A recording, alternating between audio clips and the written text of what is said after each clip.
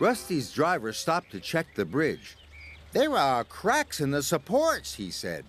"Ooh, that could be dangerous," cried Rusty. "It might fall down if it's not repaired." And they hurried off to warn the other engines. The engines were waiting for their coal when Rusty arrived. "Don't use the old wooden bridge," said Rusty. "It's dangerous." "How would you know?" wished Duncan. "You're only a diesel." And he puffed crossly away. He didn't even wait for his coal. Rusty hurried down the mountain to tell Sir Topham Hatt the bad news. "Thank you," said Sir Topham Hatt. "I'll send engineers to investigate the bridge. Meanwhile, nobody is to use it." Rusty's driver put up a sign, "Line closed." The engines had to travel a different way. Meanwhile, Duncan needed more coal to get home.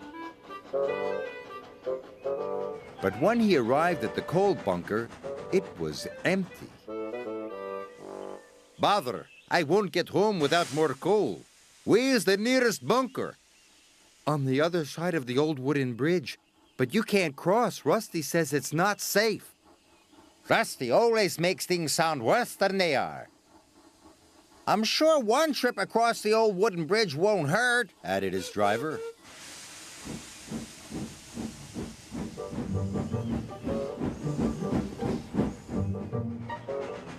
When they got to the junction, Duncan's driver removed the sign, and they set off towards the bridge. This was a big mistake.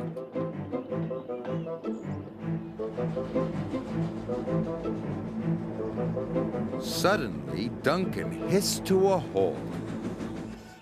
"I'm out of steam." He had used up all his coal. "What's that?" he asked nervously. His driver looked out. The old wooden bridge was starting to collapse. "Rusty," called Skarloey. "Duncan's gone across the bridge." "I'd better check he's all right," the little diesel said. But the cracks in the supports were getting larger. A beam snapped. Timber pieces splashed into the water below. "Help!" whistled Duncan. "I'm going to fall!" But Rusty was on the way. Soon the little diesel reached the old wooden bridge. Duncan had never looked so scared. Rusty chuffed bravely onto the bridge. "Careful!" gasped Duncan.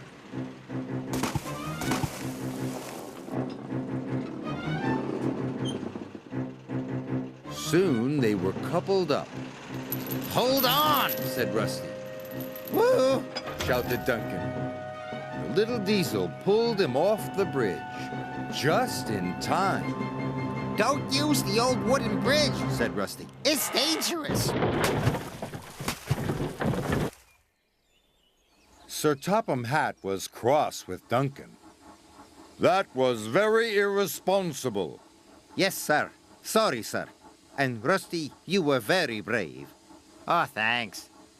"Yes, Rusty, you are a really useful engine."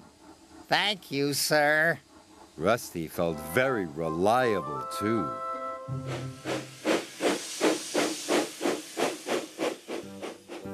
Fergus is a small railway traction engine who works on the island of Sodor.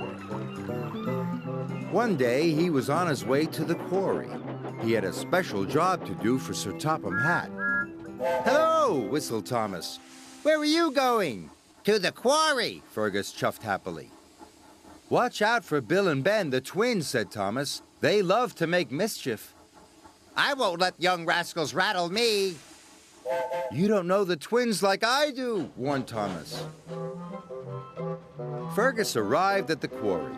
He went to work with Mavis and the twins. "I'm afraid the freight cars are in a mess," said Mavis. "Not to worry, we'll soon sort them out." Bill and Ben were delighted. "Now we'll have some fun," whistled Ben. "Yeah, we'll have the old boiler in a spin, steam Bill."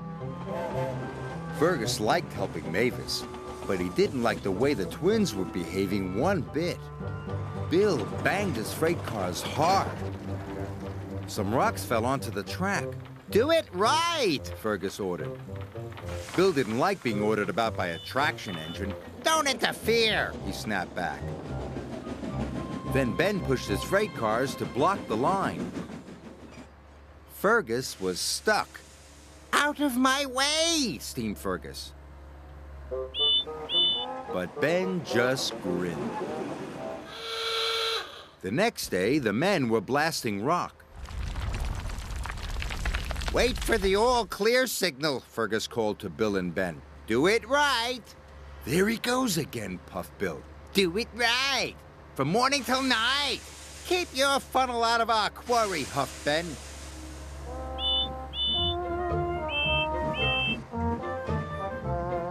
The quarry master sent Bill and Ben to collect a rock crusher from the harbor.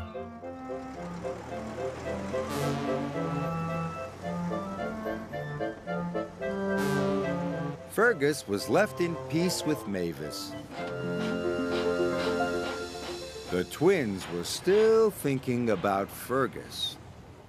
He's just an old fusspot, said Bill. He's always saying, do it right.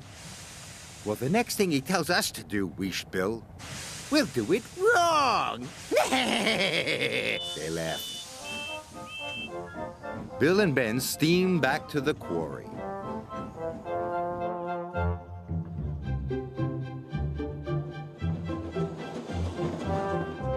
The rock crusher was heavy. It shook the rails as they went.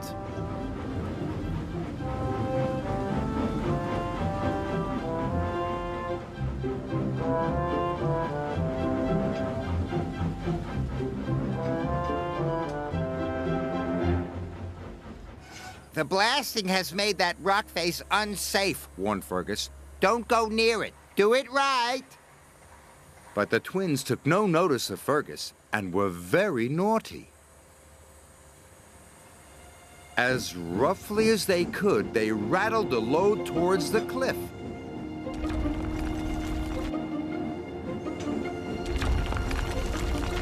Look out! Cried Fergus, and he rushed forward, and he bumped Bill and Ben out of the way. His driver jumped to safety as the rocks began to fall. But Fergus was covered in rocks right up to his funnel.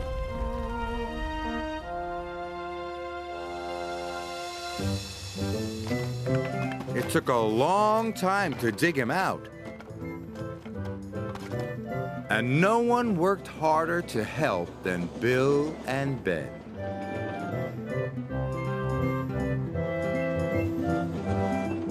At last, Fergus was free. Bill and Ben were ashamed. We shouldn't have been so naughty, said Bill. We're very sorry, added Ben.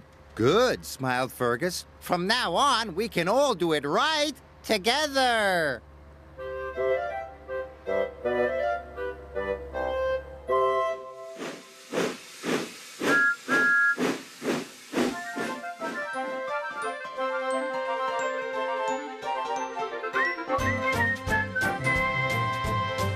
Was an engine who ran away, just up and went.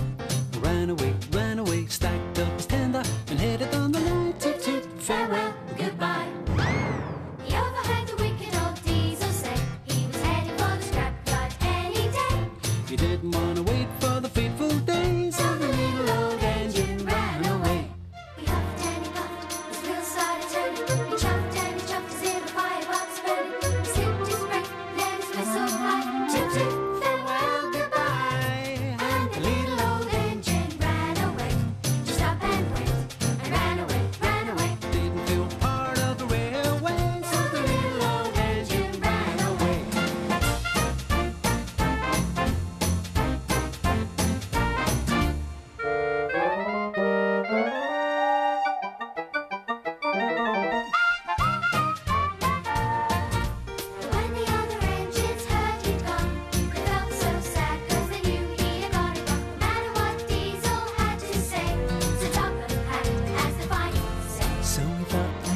Where could he be, could he go? Some search high,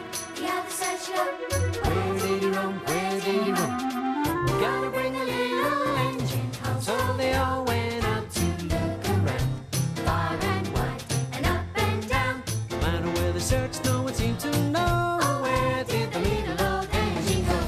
Thomas finally tracked him down. He was cold and all alone. He told him he was needed back urgently. Who, me? Really? Yes, you silly engine. 'Cause he's the pride of the railway. So he huffed and he puffed, his wheels started turning. He chuffed